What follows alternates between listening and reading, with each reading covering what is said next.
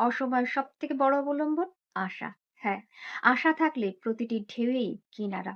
ছোট্ট এই শিক্ষণীয় গল্পটি অবশ্যই শুনবেন। একটি ঘরে ৫টি প্রদীপ জ্বলছিল। হঠাৎই ১ম প্রদীপটি বলে উঠল, "এত জ্বলেও আমার কোনো কদর নেই। আমি আজ সকলের কাছে নিষ্প্রয়োজন। এর থেকে ভালো আমি নিভেই যাই।" এটা বলে প্রদীপটি নিভে গেল। এটা ছিল উৎসাহের প্রতীক। ১ম প্রদীপটিকে নিভে যেতে দেখে ২য় প্রদীপটি, যে ছিল শান্তির প্রতীক, সেও মনে মনে ভাবল, সত্যিই তো, অনবরত জ্বলে আমি শান্তি প্রদান করছি। কিন্তু তারপরেও মানুষ একে অপরের সাথে হিংসা হানাহানিতে মত্ত। আমারও উচিত নিভে যাওয়া। ২য় প্রদীপটিও নিজেকে নিভিয়ে নিল। ১ম এবং ২য় প্রদীপটিকে নিভে যেতে দেখে ৩য় প্রদীপটি, যে ছিল ভ্রাতৃত্বের প্রতীক, সেও নিভে গেল। না রইল উৎসাহ, না রইল শান্তি, না রইল ভ্রাতৃত্ব। এমন পরিস্থিতিতে ৪র্থ প্রদীপটি, যে ছিল একতার প্রতীক, সেও নিজেকে জ্বালিয়ে রাখতে পারল না, নিভিয়ে দিল।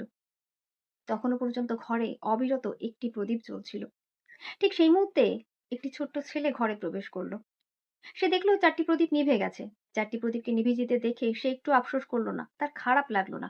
বরং ৫ম প্রদীপটিকে জ্বলতে দেখে সে খুশি হলো। খুশিতে এগিয়ে এসে সে ৫ম প্রদীপটি দিয়ে বাকি প্রদীপগুলিকে জ্বালিয়ে দিল। এই ৫ম প্রদীপটি ছিল আশার প্রতীক, যার দ্বারাই সম্ভব নিভে যাওয়া আলোকে পুনরায় জ্বালিয়ে দেওয়া। হ্যাঁ বন্ধুরা, একদমই।